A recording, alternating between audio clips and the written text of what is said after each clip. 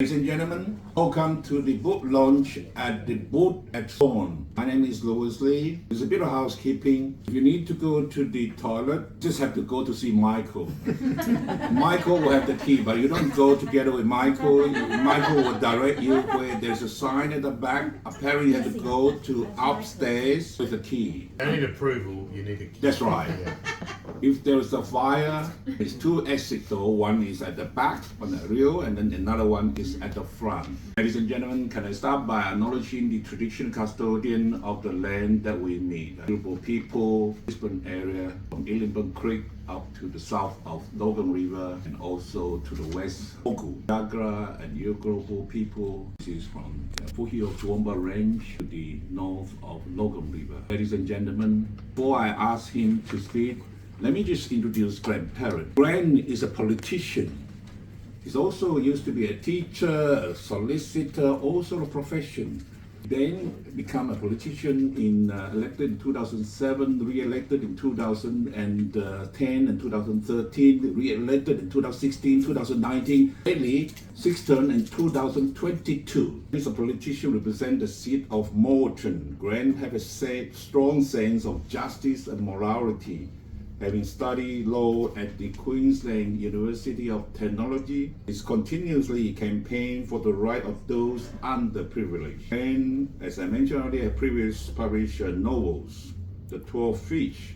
I was there in 2008, launching at one of the bookstores, not here, the other store at West End. The Big Thing, and also The Solid Rocks. So today, we are having the long story. Ladies and gentlemen, please welcome Mr. Grant Perrett. Thank you. And I too acknowledge the Yagra people and thank them for their strong and continuing stewardship, and look forward to voting yes this year in the referendum, where we can start on that, some of that unfinished business. Thank you for that wonderful introduction, Lewis, the best MC in Australia. Very easy to work with, Lewis, who was here at the start of this book. And I do apologise that Wayne can't be here tonight. He has emphysema and wasn't able to travel. He's a farm worker out in St George, for those that haven't read the book yet, and just wasn't able to make the journey down. So I do apologise that he can't be here. But he's very excited about being involved in this book. He lived it, he spoke it, and I wrote it, and we worked on it together. So it's a 50-50 project. In fact, he was very excited today because he got his first royalty check. So he was very excited. So. Actually, before I ask Grant Perrett to speak, I haven't introduced myself. I'm the honorary advisor of the St. George Chinese Community Memorial in partnership with Boronshine Council. Inside the book, between page 228 to 229, there's a color picture of a memorial. It's called Amoy Chefford Memorial. There is an Amoy Chefford, run about 300, went to Dowling Down, look after 450,000 sheep between 1848 to 1853. On a 5-year indentured laborer, which come into this colony. They are all from Amoy, now we call Xiamen, from the Fujian province of China. Now, they never make it home, haven't earned enough money to send back home, so they actually left behind. I went to St. George in 2007 on request by Mr. Perrett to have a visit there. We were told, Grant can tell the story, we were told by Robert Buchan what happened there. So the former mayor, Robert Buchan, told the story of the St George Cemetery, where there were a lot of Chinese graves, wooden grave markers, and during, I think it was the Whitlam years, there was a work for the Dole scheme, and they sent some people up to clean up the local cemetery, and one of the bright sparks decided to use fire to do that. And the fire got away and burnt all of the grave markers to ashes. So there were Chinese people who buried in the cemetery who did not have a marker, no longer had a marker, And in some cases, later in the book, when I did research, we found that the Lon Shire records, the council records, for some people said a Chinaman, like that, didn't even have a name. Some had a name, but some didn't. So that inspired both this book and another project, which is a memorial to the people that have made contributions from the Chinese diaspora to that community. Yeah, so we did a lot of research through David Green from the Burongchai Council, friends of Grant Perrett with Chet Ling and the others. We went through the record, as Grant said, there's no names. So I went to the graveyard, there's only one there left behind, and we thought we should come back and form a steering committee and to build a memorial to honor those people. So we did that in 2017. We formed a steering committee down the south side, Sunnybank area, and formed a committee. First, we have a competition, design competition. We asked the St. George State High School to come up with, a scheme. So a student called Daisy Brown come up with that picture. So you see that picture on the book. There's a picture that is done by Daisy Brown, and she was the design winning recipient for that one. And we built that to her specification. I myself as an architect, I volunteered to design a monument to put that picture on top of that monument. And we're spending around about 70,000 to build that memorial granite stone from Xiamen, from Amoy, from China. Fundraised through the Chinese community. That's right. In Brisbane. So. And you'll find that this memorial grant was facing north. Why is facing north? The Middle Kingdom, so just the feng shui. Chinese feng shui. Say it should be orientated a certain way. Perhaps not dissimilar to the granite headstone that was there, Lewis, connected to back to the ancestral village in the Middle Kingdom. That's right, because China is in the northern hemisphere. So we consult Chinese feng shui, or Western we call Jiaomenshi. According to the principle of feng shui, you need to face north, which is, as mentioned earlier, China is facing, Middle Kingdom is in the northern hemisphere. So with that grant, between Wang Long, there's two authors here, Wang Long and Grant Perrett. Whose voice is the loudest in reference to this book?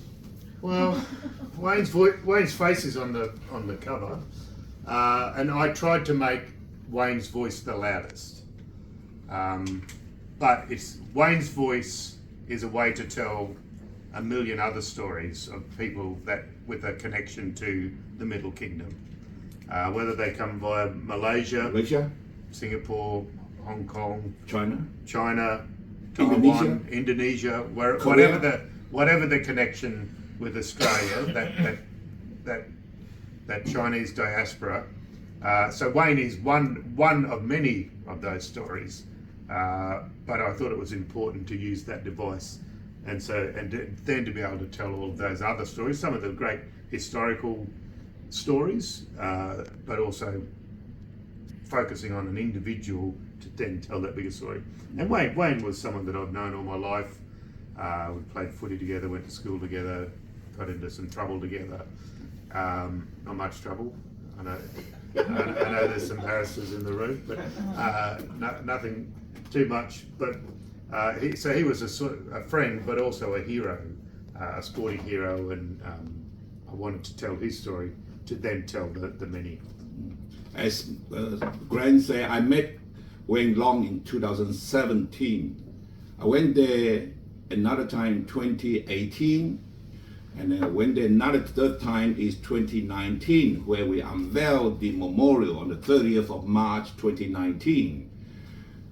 Last week, or a few days ago, that was my fourth trip, which is we are doing the fourth year rededication of that Amoy memorial, which is on the 15th of July, Saturday at 4 o'clock at St. George Graveyard. I was the MC for both the unveiling and also the rededication service. And Wayne was the last. The best MC, as I said. Oh, Wayne Long was the last person who laid the wreath to honor those Chinese Australian contribution to this country. So we were very honored to have Wayne Long there. Talking about Wayne Long, Wayne speak, is that on Maori accent or Aussie accent or original accent? Like myself, I was born in Malaysia. I came here in 1983 to further my study. I went to Sydney and then I studied at the... You studied Greek? A Chinese Malaysian guy studying Greek? Yeah, I did. Because I went to Rangwick Boys High School in Sydney. 90% of my class are all Greek. So you need to speak the language, otherwise you can't mix with them, you know. So what accent does Wayne Long speak with? Yeah. Literally, he speaks with an Australian accent, and but as a man, I think, and I understood this even more, having done hours and hours and hours and hours of recordings and conversations with Wayne, poking him into places that he didn't naturally want to go. He's a pretty laconic sort of guy,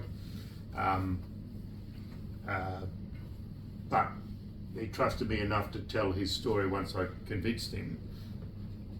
And so I think he speaks with an Australian accent, but he's got that strong Aboriginal dialect, a First Nations dialect, and I think he's got a Chinese dialect. You know, so he speaks with all of those. They are the things that make Wayne. But I think first and foremost, he's a proud Kamilaroi man with that connection to this land that we all get, that we're all fortunate enough to call home. So when we talk about Wayne Long, in Chinese or Mandarin, Long is dragon. In Chinese, is Long is dragon. Coincidentally, St. George have a symbol where they have dragon, and St. George have a dragon festival annually in September. Around about 2017, when I met the current deputy mayor called Robin Furmaster, she was the one who organized Dragon Festival. She read me out in September, beginning of September in 2017. She said, "Louis, can you find a dragon parade costume with the 8 people?" I said, "Why 8? The 8 people, you know, with the head and tail, we call dragon parade costume." Because she ordered online and hasn't arrived yet. Supposed to arrive at end of August, but hasn't arrived yet. What should we? She say, "Louis, can you help me? I want to rent. Is there any place at Sunnybank or rent a dragon parade costume?" I said, "Give me 5 minutes." So I ran back. I have a friend called Melody Chen. She happens to be the founder of War Arts and Multicultural. The organization was established in 2003. She got a dragon costume, parade costume. And I say we'll deliver the second day. So we deliver to her, you know, by courier. In St. George. At St. George, yeah. As you know, organize courier to St. George is not that easy, by the way. But we managed that. I also promised her that we will give you a brand new dragon parade costume. When was that? We presented that on the unveiling on the 30th of March 2019. That was beautiful. There was a dragon there. So I forgot about that long, that dragon story, that interconnection. Because St. George is the English saint, based on the Turkish story of the slaying of the dragon. But yeah, it's that connection between dragons and, you know, the Middle Kingdom and England and Australia. It's just coincidence. Yeah, it's great. How long have you been Grant? How long have you known Wayne? Well, I reckon we would have probably met when I was about 5, playing footy together. My family went to the Catholic school and he went to the state school, but we played in the town footy. Yeah, footy team. You are the captain. Oh, well, no, that was later. As a kid, I wasn't. Yeah, I was a junior kid.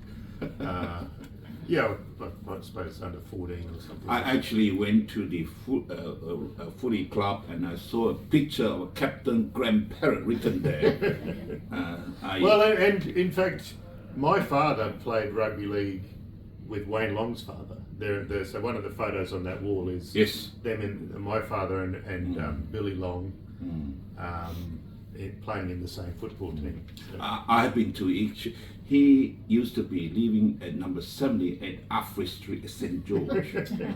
And as you know, Graham is a popular double guitarist, 4-string. We went there. Now the owner is called Mark Moroni. He let us. We said, well, can we have a visit of where Graham was? It's like a shrine, really. We went there. There's a room. There is a double guitarist display on that room where. Yeah, in my old bedroom there was a bass guitar. It was quite surreal to see. Quite real, isn't it? Yeah. Graham, talking about. I should tell everyone, if you don't know Lewis, don't give him any information. He will remember it forever. Forever. He is like an encyclopedia Britannica. What sort of relationship with Wayne, Graham,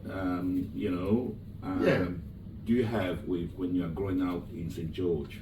Well, we became particularly close when I would have been in grade 7. Grade 7. There was a group of 4 of us that got into mischief. One was Wayne, from playing sport, Wayne, and another guy, John Kennedy, and another guy who went on to play rugby league for Australia called Dale Shearer, who lived in the same street as John, and I lived just around the corner as John and Wayne. So the 4 of us would sort of wander around, causing mischief, I suppose. Dale Shearer was the worst. Like he was. John's my nephew, so. Well, as you know, Bob, his dad Bob was the deputy principal, so Dale had access to the school keys. Oh, so we used Say to. no more. Yeah, Dale's still around, so I won't. so how did you and Wayne put this book together? I know you have the publisher called Dan Kelly. Yeah, and look, so the Wayne bit was easy. It was either personal interviews where we were in the same room or over the telephone. Hours and hours and hours of recording that and then writing it up because I couldn't find a good translate. What do you call it? Text, oral to text sort of program. So a lot of typing because we took rubbish as well as good stuff, and then I did the writing. But there were lots, as you'll see in the book, there were lots of other interviews with people in Dubbo, the Chinese community in Dubbo, in Darwin. I did use some of my political resources, so Pat Dodson, because Broome, he lives in Broome, he comes from Broome, and there was a big significant Chinese community there. My wife's from Cairns, so up there I did some research because there was a significant Chinese community in Cairns and in far north Queensland. So just interviews whenever I could with people that I thought might be interesting, and then writing, and I sort of came up with some rules and then worked out some more with the editor. So basically, if it came out of Wayne's mouth, it had to be written down perfectly. Correctly. So not the English teacher in me wanted to correct everything, but had to be true to Wayne. Yes. So they're exactly his words. So when did you start writing? Tell the audience. 2019. Look, from that initial conversation with Robert Buchan. Start from there. From there, it germinated into an idea. I remember, and then visits. I like going out to St. George, and people come here. So I did interviews along the way, but it took a long time, and I prefer writing fiction. Fiction is much easier. You can write anything. And see the difference is with my writing process for the first trilogy. I'd get ideas during the day. I'd go to bed thinking about the idea, then go for a walk, churning over the idea and then I put the idea down. Was with this, there's none of that because it's all true. It's factual, so it's a different. I did not enjoy this writing process. I love the product, and I love Wayne, and I love the story, but the writing process is a different one. I need to win the lotto and have 10 researchers doing it all, because I found the research to be hard. Especially, I've got a day job that people like Sasha and Lee keep making me do. So. So who come out with the idea with this book, and what was the inspiration for this? Look, as I mentioned earlier, that idea of focusing on the one to tell the many, the story of the many. Because I mean, it could have been the Lewis Lee story, it could be the Jane story. In terms of representing that one story and then telling it in the bigger picture, and being able to weave back through some of the history and a little bit of my story. Initially, it was I had the idea of a chapter on Wayne, a chapter on me. It was going to be like that, and my editor just said, "Your story's too boring. Get rid of all of it." So she basically got rid of all of my story, which it would have been a very long story, if I hadn't listened to her. She was right. I read the draft version. It was much longer than this book. So it's much better as a book without me. I'll say. Grant, when we think about regional Queensland diversity, it doesn't come to the mind like it does in Electoral Moreton. Yeah. What was St. George like when you and Wayne were growing up? Well, look, there was always a significant, I'd say probably 15-20% First Nations community in St. George. So unlike some towns, like say Gundawindi, where it was a very white bread town and the First Nations community was out of town at Toomala in the mission. So St. George was always more of a mixture of people from everywhere. In fact, as First Nations people say, it was a meeting point, like the Bunya Mountains is a meeting point because of the permanent water and lots of fish. It was common for people to meet, 50,000 years ago, 60,000 years ago. But the town I grew up in, there was Chinese people like the Long family, but I guess they wouldn't have been necessarily. And the local photographer was Chinese. The local drapery store was Chinese. The local electrician was Chinese. So that there was a strong Chinese presence in that community. In fact, when they named the rugby league team of the century, rugby league is a big sport in country Queensland.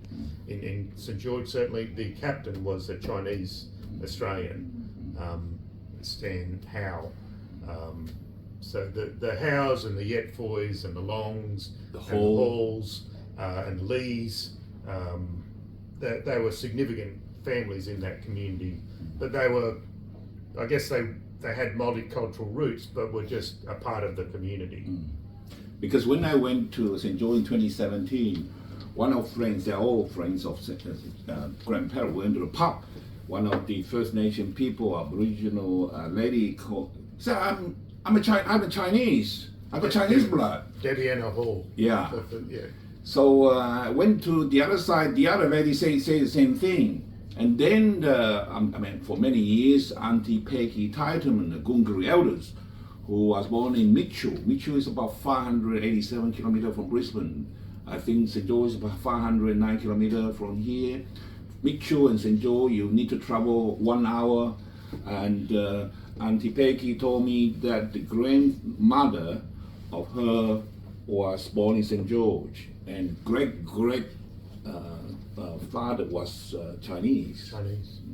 Well, So- that was so often the the Anglo-Saxon communities would make people that were not white enough move outside. Often they had those streets, the boundary streets, saying do not come in here after night time, that sort of thing. And often so the Chinese, the Indians, the Afghan Cambodians were sent outside the township, and obviously then there were relationships and marriages and whole new dynasties That's right. in Australia, like the Long dynasty. So when I went there, again mentioned in 2017, I asked Robert Buchan, the former mayor, what's the population? He said around 2,000, sometimes maybe 2,500.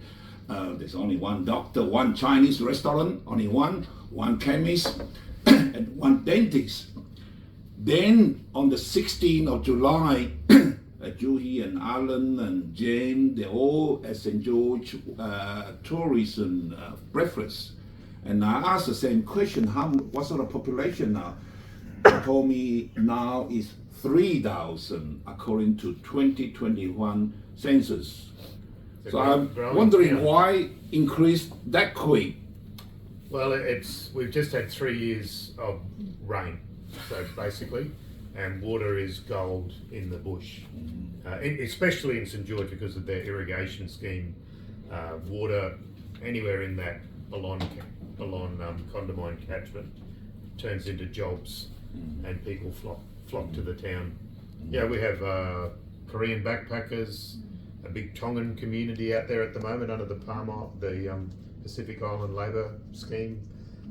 We have Taiwanese backpackers go and work out there. They pick grapes. They work in the agriculture. So it's like May Zhan's daughter worked at Mitchell. Oh, right. Yeah. As a nurse. Her first job. Yeah. First job. Yeah. Always plenty. The Ballon Council said there were 70 jobs Yes. going in St. George right now. They can't get enough bodies. That's right. Yeah. So, Grant, what have you seen as changes, not just in St. George, but also in Queensland with regards to how people of the colour are treated? Well, Queensland, in the Queensland I grew up in, was a racist state. Joe Bjelke-Petersen was proud of his racism. Bjelke-Petersen torched homes up in the Gulf of Carpentaria, and dare I say, remember there were Labor and Liberal, both sides of government. There were some institutions that were certainly racist. And there were we took, and I checked with Sasha, there were fewer migrants came to Queensland than other states. So because that was a policy of the Bjelke-Petersen government, they would take Victorians, but not from overseas. So we were a more white bread state. Now we're actually catching up, and it's looking the Australia of 2023. We've got more than 50% of Australians were either born overseas or had a parent born overseas, and that's a big change from the time when they wrote the Constitution, when about 95% of Australians were born in Australia, back in the late 1890s when the Constitution came about. So now we are the most successful multicultural nation in the world, and we are successful because we tell our stories and are proud of our connections. We don't say you must, sign on to this, and this. I guess English is still a useful language to have in Australia. That's right. But we also have programs, policies announced where we'll recognise First Nations languages and teach them in schools, in primary schools. Grant is very right. In the past, now we're a very inclusive community. In the First War, there is 200 Chinese Anzac Calibri in 1915. One of the people is Kala Shen and Billy Singh. Billy Singh, a roof shooter from Charterstown. The Defence Act mentioned that if you want to be enlisted, you need to look European. So people like Billy Singh and Kala Shen, because the mother is a European and the father is from Shanghai, so the mother give them the white bloodline. So that's why there can be at least 200 people. So now, so back when race was a concept that dominated discussion, and it's funny, people now saying, "Oh, we've got to vote no because we don't want to discuss race," whereas our constitution is soaked in racism.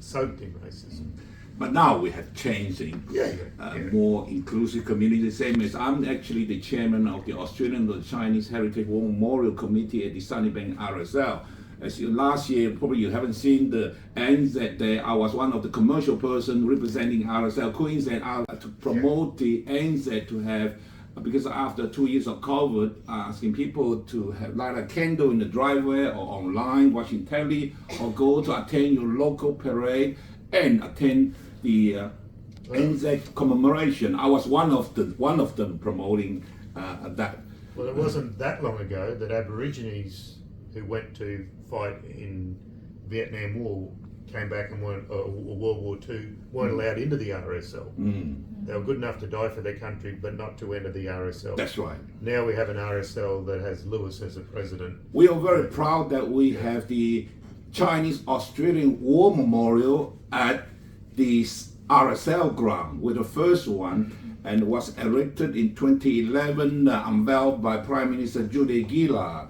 And we have a bursary named after bursary in the local school like Sunnybank State High School, Rankong State High School, McGregor State High School, St. Thomas More College, Columnville Community College, telling those stories. and telling that story, each and every Australian Chinese soldier like Billy Sin, Carla Shen, Harry Moo, Mervis Moo, and Arthur Moo, and Alfred Scottford, and so on.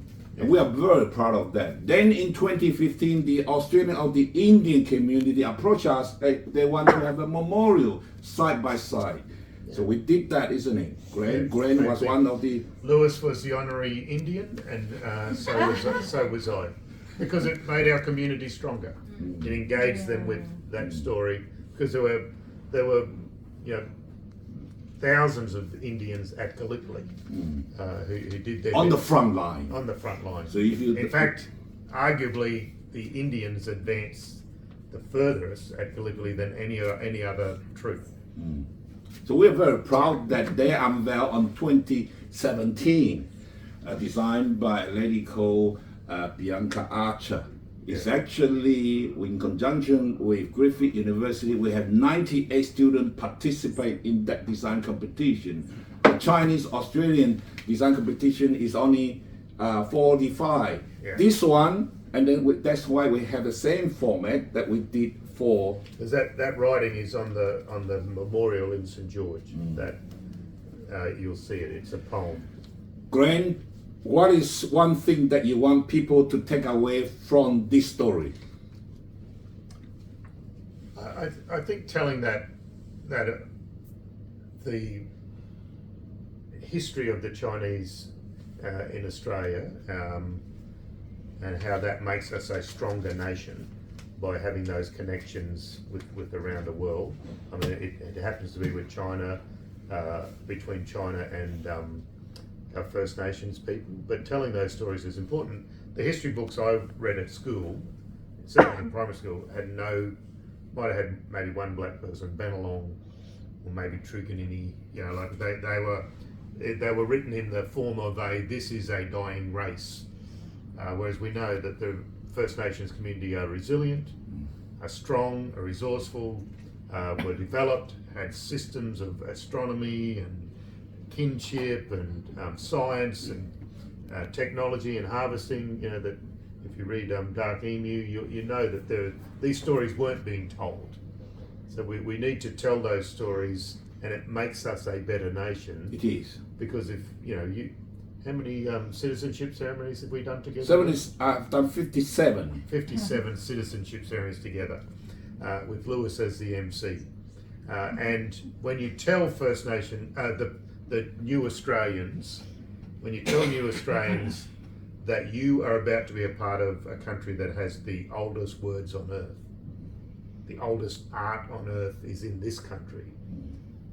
When you tell them that, they're like, oh, they suddenly feel connected. And whatever the reason for coming to Australia, for love, for money, for education, or whatever it is, or to flee famine or war, they find that connection with this country through our First Nations people a very easy step to make. That's right. And that's why I think so many multicultural communities have jumped on board with The Voice, nice and loud and clear, saying we will benefit from this. You know, so Incredible, isn't it? yeah, that's the message I want people just to read that one story about Wayne, but obviously he's telling the bigger story of this wonderful multicultural nation. I'm actually very proud of St. George because today my thought is from St. George. Ah, I didn't see those. I'm wearing the suit that I was doing the unveiling and doing the rededication on the Saturday the 15th. And I have my dry clean, by the way. I just got my dry clean today. Well, I bought these boots in St. George and this St. belt. George, all right. So,